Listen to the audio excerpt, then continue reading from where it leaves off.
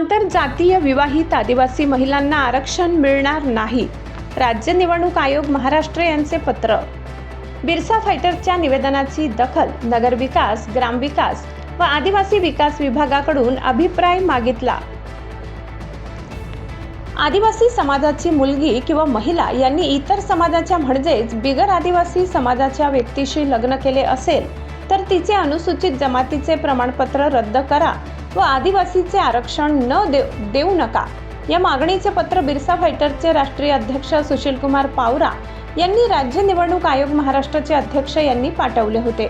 त्या निवेदनाची दखल घेऊन तू आरोलकर अवर सचिव राज्य निवडणूक आयोग महाराष्ट्र यांनी दिनांक 17 जून रोजीच्या पत्राद्वारे अपर मुख्य सचिव नगरविकास विभाग मंत्रालय मुंबई, सचिव ग्रामविकास विभाग बांधकाम भवन मर्जबान पथ फोर्ट मुंबई व प्रधान सचिव आदिवासी विकास विभाग मंत्रालय मुंबई यांना निर्देश दिले. पत्रात म्हटले की श्री सुशीलकुमार पावरा, बिरसा फायटर्स, जिल्हा शाखा नंदुरबार यांचे दिनांकाचे निवेदन आयोगास दिनांक 15/6/2026 रोजी प्राप्त झाले आहे. सदर निवेदनातील विषयाबाबत नगरपालिका, नगरपंचायत तसेच जिल्हा परिषद व पंचायत समितीच्या निवडणुकीच्या अनुषंगाने आपल्या विभागाचे अभिप्राय राज्य निवडणूक आयोगाच्या कार्यालयास द्यावे. राज्य निवडणूक आयोग महाराष्ट्राच्या पत्रामुळे आंतरजातीय विवाह करूनही आदिवासींचे आरक्षण घेणाऱ्या आदिवासी महिलांना जबर धक्का बसलाय. आदिवासींचे 7% आरक्षण हे संविधानिक असून त्यात असंवैधानिक व बेकायदेशीररित्या घुसखोरी वाढलेली आहे. लाखो बिगर आदिवासींनी आदिवासी तथा अनुसूचित जमातीचे बोगस जातीचे दाखले काढून खऱ्या आदिवासींच्या शासकीय, निमशासकीय लाखो नोकऱ्या व जमिनी बळकावल्या आहेत. शासकीय योजनांचा गैरफायदा घेत आहेत. काही बिगर आदिवासी समाजाचे लोक आदिवासी मुली महिलांशी लग्न करून त्या आदिवासी पत्नीच्या नावावर जमिनी खरेदी करणे, राखीव जागेवर निवडणुका लढविणे, आरक्षित जागेवर नोकरी मिळविणे तसेच शासकीय सवलतीचा लाभ घेत असल्याचे प्रकार निदर्शनास आले आहेत. परिणामी आदिवासींचे नुकसान होते असे बिरसा फायटर्सने निवेदनात नमूद केले आहे. प्रिय आदिवासी मुली व महिला भगिनींनो, जर तुम्ही इतर समाजामध्ये लग्न केलं असेल किंवा करणार असाल तर तुमचं जात प्रमाणपत्र रद्द होईल. तुम्हाला आदिवासींचं आरक्षण घेता येणार नाही. तुम्हाला आदिवासींचं आरक्षण आम्ही घेऊ देणार नाही. आदिवासी मुलींशी लग्न करून आदिवासींचं आरक्षण संपवण्याचं फार मोठं षडयंत्र सुरू आहे. आम्ही आंतरजातीय विवाहाचा बिलकुल विरोध करत नाही, परंतु आंतरजातीय विवाह करून पुन्हा आदिवासींचं आरक्षण घेतात त्यांचा आम्ही विरोध करतो.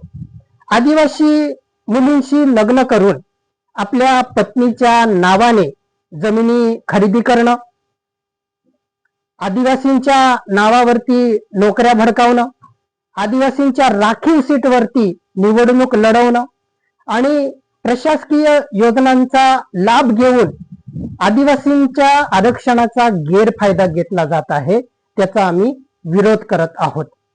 आधीच लाखो बोगस आदिवासींनी, गैर आदिवासींनी आमच्या आदिवासींच्या खोट्या जात प्रमाणपत्राच्या आधारे लाखो आदिवासींच्या नोकऱ्या भडकावलेल्या आहेत. या भडकावलेल्या जागा सरकारने रिक्त केल्या, अधिसंख्य केल्या, परंतु वारंवार मागणी करून सुद्धा 12,500 आदिवासींच्या रिक्त पदे अद्याप सरकार भरत नाही आहे.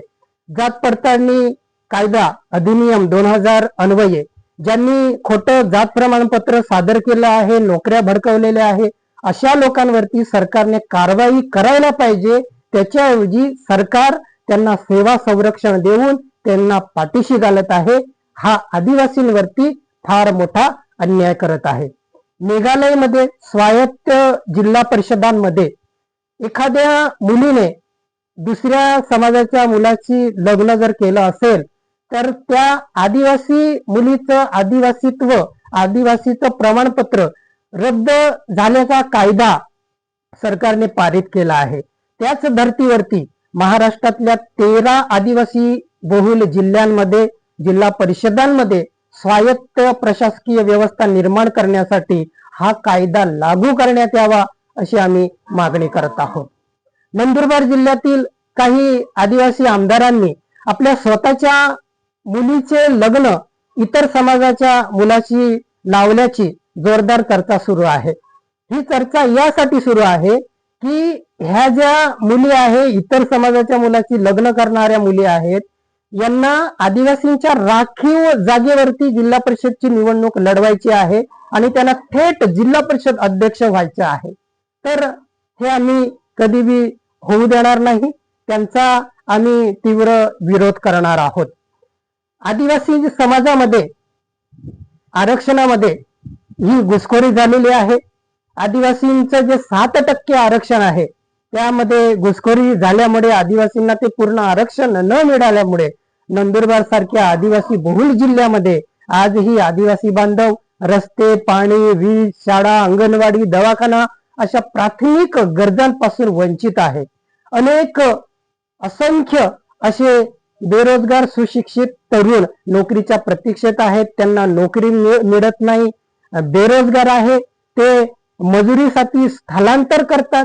म्हणून ज्या आदिवासी मुलींनी, महिलांनी इतर समाजामध्ये लग्न केलं आहे त्यांचं जात प्रमाणपत्र रद्द करा, त्यांना आरक्षण देऊ नका, अशा स्वरूपाची मागणी आम्ही आमच्या बिरसा फायटर संघटनेतर्फे माननीय जिल्हाधिकारी नंदुरबार यांच्याकडे निवेदन देऊन केलेलं आहे. आणि हेच निवेदन आम्ही माननीय महामहिम राष्ट्रपती द्रौपदीजी मुर्मू, राष्ट्रीय निवडणूक आयोग दिल्ली, राज्य निवडणूक आयोग महाराष्ट्र आणि महाराष्ट्राचे मुख्यमंत्री यांच्याकडे आम्ही मागणी केलेली आहे.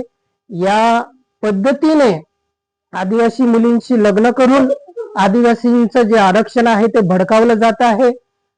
हे बिगर आदिवासी लोक अशा पद्धतीने घुसखोरी करत आहे आणि ह्या ज्या आदिवासी मुली आहेत त्या दुसऱ्या समाजात लग्न करून हे आदिवासींचं आरक्षण घेतात.